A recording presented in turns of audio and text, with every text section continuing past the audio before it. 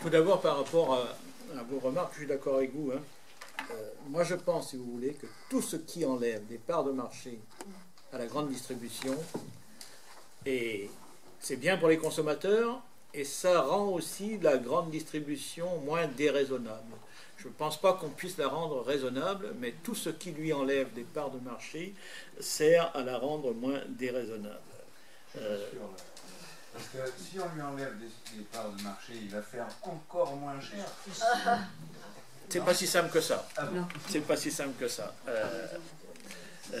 On a vu, par exemple, que certains distributeurs, quand ils voyaient qu'il y avait de l'intérêt pour les produits locaux, arrivaient à passer des contrats avec des agriculteurs. J'étais à une rencontre qu'avait organisée l'association des journalistes agricoles mardi dernier avec Jérôme Bédier, qui est le secrétaire général de Carrefour. Je suis allé parce que j'avais envie d'entendre ce qu'il avait à dire.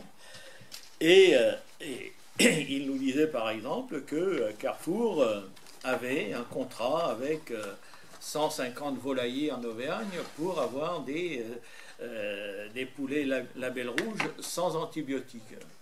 Et que bon, c'était une affaire qui marchait, etc., etc. Ça veut dire que, comme ils savent qu'ils ont dans leur clientèle des gens qui exigent une certaine catégorie de produits, eh bien, mieux vaut avoir aussi ces produits-là dans les rayons. Et dans la mesure où ils en ont vraiment besoin, sans doute c'est plus facile aux éleveurs qui font ces produits-là de se défendre que ceux qui n'ont que des produits standards, comme ceux qui passent chez Doux ou Tilly-Sapco et ailleurs. Donc, de la même manière, je sais que depuis plusieurs années, Auchan, dans la région de Lyon, a plusieurs magasins où il y a des produits du coin, des produits du pays un peu, et là aussi, eh bien, ça permet aux clients de ces magasins de repérer les produits locaux, et puis ça permet aussi aux producteurs d'avoir des débouchés plus intéressants que s'ils étaient soumis à la loi du marché. Mais pour amener la grande distribution sur ce terrain-là, il faut la conduire il faut lui mettre la pression aussi, quoi, pour l'amener à changer d'attitude. Encore un mot sur Bédier, parce que je l'ai titillé un peu. Je lui ai fait remarquer que eux aussi, à la faveur de la LME, ils étaient responsables de la colère des paysans bretons, et je lui ai cité l'exemple des pâtés ENAF qui doivent être livrés beaucoup plus souvent maintenant qu'ils l'étaient avant. Et il m'a dit, on est en train de regarder ça, mais il parlait en fonction des intérêts de Carrefour. Parce qu'on s'est aperçu que depuis qu'on a fractionné à ce point les livraisons, on a plus de rupture de stock dans nos magasins. Il nous aurait demandé. Et après, je l'ai attaqué sur le drive en lui faisant remarquer que avec le développement du drive qui aujourd'hui fait 3% un peu des ventes des distributeurs, on est en train de construire des magasins ou des dépôts, de les livrer, etc. Pour attirer des clients, on ne vend pas plus cher qu'à celui qui pousse son chariot dans le magasin, et finalement on augmente le prix de revient des produits à travers la création des drives. Et il m'a dit, je ne suis pas loin de penser la même chose que vous, mais m'a-t-il dit, ce sont les hyper, Leclerc et Auchan qui, eux, ont surtout les hyper, qui ont lancé ça, alors que nous, avec nos supermarkets Carrefour, on aurait pu s'en passer, mais comme les autres y sont allés, on est obligé de suivre, sinon on perd des parts de marché. Voilà l'explication de Jérôme Bédier. Ensuite, comment expliquer que les paysans, n'évoluent pas plus que ça? Ça fait 30 ans que je me pose la question, je n'ai pas toujours la réponse. J'ai des morceaux de réponse. Je pense que les paysans, depuis une bonne cinquantaine d'années, sont beaucoup sous l'influence de leurs relations commerciales. Je pense qu'ils sont sous l'influence des marchands de matériel agricole, des marchands d'engrais, des marchands de semences, des marchands qui ont toujours quelque chose de nouveau à vendre et ont perdu leur propre repère pour réfléchir. Moi, j'en parlerai demain, mais j'ai rencontré des gens qui ont résisté à ça et qui sont longtemps passés pour des charlots. Alors qu'ils faisaient la démonstration, tout le monde a entendu parler d'André Pochon ici. Ah, oui. André Pochon, quand est venue la grande mode du maïs, il a semé du maïs pendant quelques années, maïs en silage, pour nourrir ses bêtes, et il s'est dit, ce système-là n'est pas le bon. Et il est revenu au bon vieux système qui avait été développé dans certaines fermes, et qui est le système suivant: on mélange des graminées et des légumineuses, à savoir du trèfle et du raie gras par exemple, et on a une prairie qui fournit de l'énergie et des protéines aux animaux. On n'a pas besoin d'acheter du soja. On n'a pas besoin d'acheter de l'engrais azoté non plus, parce que le trèfle, comme la luzerne, capte l'azote de l'air sur les racines et s'en nourrit et nourrit le raie gras par la même occasion. Et donc, il a fait, lui, la démonstration qu'on gagne mieux sa vie en pratiquant de la sorte. Mais ça demande un peu plus de travail. Mais ça paye mieux. Donc, on peut être plus nombreux sur la ferme. Sauf que le schéma qui a été mis dans la tête des gens, c'est que on avait de quoi éliminer du travail vivant en ayant de plus en plus de matériel, en ayant de plus en plus de machines, etc., etc. Et puis, il y a d'autres effets pervers. Par exemple, pour payer moins d'impôts et moins de MSA, mutualité sociale agricole, vous pouvez faire de la défiscalisation. Et donc, si on achète un tracteur dont on n'a pas besoin, on va payer moins d'impôts. On va payer moins de MSA aussi, sauf que quand on arrive à la retraite, on n'a qu'une petite retraite et on s'étonne après.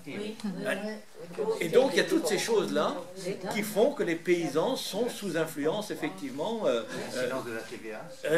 Oui, tout à fait, oui. Moi, je vois bien, par exemple, avec la perspective de la surprime des 50 premiers hectares, les syndicalistes de la FNPL, les producteurs de lait de la FNSEA, leur raisonnement, ce n'est pas, alors que ça devrait être ça, comment on va utiliser ce surcroît de primes qui, en 2019, pourra atteindre 109 euros ou 103 euros par hectare de plus qu'il touche actuellement. Comment on va utiliser ça de manière intelligente. Pour l'instant, ils en sont à suivre leur laiterie qui leur disent les quotas, il n'y en a plus à partir de 2015, donc il faut lâcher les chevaux, il faut produire beaucoup plus. Sauf que s'ils se mettent tous à faire ça, en achetant toujours plus de soja et en cultivant plus de maïs, leurs coûts de production vont augmenter, le prix du lait va baisser. Alors que s'ils faisaient le choix intelligent de produire peut-être un peu moins qu'aujourd'hui, mais de produire avec un prix de revient du litre de lait qui sera forcément plus bas avec le système que j'ai avancé, plus l'augmentation des primes, ils gagneraient mieux leur vie et ils seraient mieux dans leur ferme et leur terre seraient en meilleure santé, etc. etc. Mais ce n'est pas sûr que la majorité d'entre eux fassent ce calcul aujourd'hui, alors que c'est le calcul pertinent, parce qu'ils sont sous l'influence des gens qui ont des choses à leur vendre et de ceux aussi qui leur disent on a des débouchés en Chine, on peut y aller, on a des débouchés ailleurs. Ils sont sous influence. Alors, est-ce qu'il y a une offre politique aux paysans pour réorganiser tout le secteur? Est-ce qu'il y a des partis qui proposeraient une offre politique pour réorganiser tout ça de façon cohérente? L'offre la S'il n'y en a pas, nous on est là pour ça. Oui. Tous les partis politiques sont faibles sur ce terrain-là. Tous autant qu'ils sont. Le mien comme les autres. Je suis membre du Parti communiste depuis près de 50 ans maintenant, mais il a été meilleur qu'il n'est aujourd'hui sur ces questions-là aussi. J'ai envie de dire que je suis seul un peu dans mon coin à proposer des trucs, et je trouve ça un peu dommage, mais c'est vrai que même l'UDR dans le temps, ancêtre de l'UMP et du RPR, avait dans les années 70 une réflexion qui tenait la route assez bien sur l'agriculture dans le cadre du marché commun. C'est plus le cas aujourd'hui. Il y avait quand même des grandes figures. Enfin, Pisani a été quand même une grande figure de l'agriculture. Pisani a été une grande figure et alors Pisani, il est né en 1918, hein, donc il a l'âge de Mandela, il est plus tout jeune, mais Pisani est quelqu'un qui savait écouter, parce qu'au départ c'est un préfet. Que le général de Gaulle fait nommer ministre de l'Agriculture dans le gouvernement de Bré. Mais Pisani, il a su écouter les paysans, un peu trop par moment, a-t-il dit plus tard, parce qu'il a trop écouté le CNJA de l'époque et donc il a peu ou prou adhéré au productivisme agricole. Mais Pisani a continué de nourrir sa réflexion après, et est devenu, dans les années 90-2000, maintenant il ne s'exprime plus, mais est devenu quelqu'un qui avait une vision de l'agriculture que moi je partage, parce qu'il a su tenir compte de l'évolution du monde, et il y a un certain nombre de choses comme ça. Oui. Il a beaucoup reconnu justement ces Oui, erreurs. oui, tout à fait. C'est tellement rare. C'est tellement rare, Ça, oui. Oui. c'est un sacré bonheur. Les semences. Alors, s'agissant maintenant de la souveraineté alimentaire et des semences locales. La souveraineté alimentaire, ce n'est pas que ça, mais c'est ça aussi, oui. La souveraineté alimentaire, de mon point de vue, c'est on a un sol, qu'est-ce qu'on peut produire dessus de manière durable? Et je crois que ça permet, ça, d'avoir une agriculture inventive. Mais pour avoir cette agriculture inventive, il faut être à l'abri de la concurrence des pays qui viennent de toutes les régions du monde. Et donc, de ce point de vue, moi je considère, je l'ai même écrit, que les droits de douane ne sont pas une maladie honteuse, au contraire. Ça, c'est un intertitre dans ce livre, si ma mémoire est bonne, parce que on peut avoir des droits de douane à bon escient. Par exemple, si vous voulez faire de l'élevage dans le Massif central, eh bien vous avez intérêt à avoir des droits de douane élevés sur la viande bovine, etc. Sinon, si c'est des produits d'Amérique du Sud qui rentrent en France nettement moins chers que les coûts de production dans le Massif central, on va ruiner les éleveurs du Massif central. 2, comme le soja se développe à la vitesse grand V en Amérique du Sud, peut-être que dans 5 ou 6 ans, ils n'auront plus de viande à exporter, déjà. Parce qu'ils préféreront exporter du soja en Chine et ailleurs. Et donc, une fois qu'on aura détruit notre élevage, on sera dépendant des importations qui coûteront très cher, etc. Parce que l'élevage, c'est un travail de longue haleine. Il faut sélectionner les animaux, etc. Et quand on est éleveur, on ne se convertit pas céréalier comme ça. D'ailleurs, les terres du Massif central ne conviennent pas suffisamment pour faire de la céréale. Après, on peut avoir plus de diversité qu'on a aujourd'hui. Parce que, par exemple, on est en Limousin ici.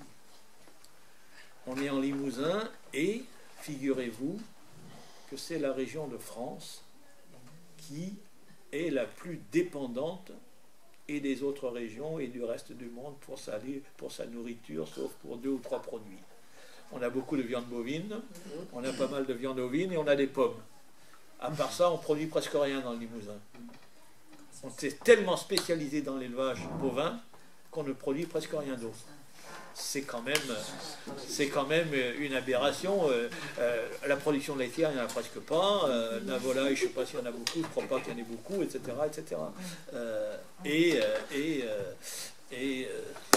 Des cultures, on pourrait en avoir un peu, on n'en a presque pas. On pourrait cultiver du sarrasin, des choses comme ça, mais on ne fait pas. Est-ce qu'on s'est spécialisé dans l'élevage bovin ne pourrait pas être mise en place quelque part. On ne peut pas. Et donc, plus dur ça, ce qui a de scandaleux aujourd'hui par rapport aux semences locales, c'est que chaque fois qu'une firme, à partir d'une semence locale, améliore cette semence par une technologie quelconque, elle considère qu'elle a un droit de propriété dessus puisqu'elle l'a amélioré. Et c'est comme ça qu'on aboutit à la brevetabilité du vivant, et c'est pour ça que on a des firmes maintenant qui exigent que, eh bien, on leur achète des semences tous les ans, ou bien si on ressème les semences qu'on a récoltées, mais qui l'année d'avant étaient issues de la sélection de tel ou tel semencier, on paye des royalties pour chaque kilo de semences de sa propre ferme qu'on va semer, et le gouvernement a accepté ça. Et enfin, la question qui était soulevée, voilà, Cocopelli. Oui, Cocopelli fait un travail remarquable, ça c'est sûr. Mais après,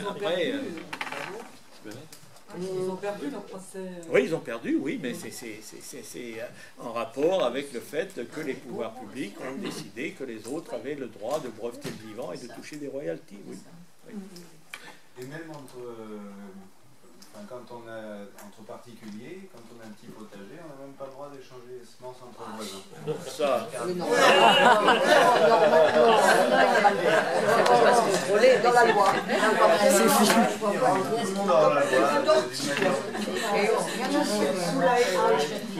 C'est comme le plus adopté. Ah oui,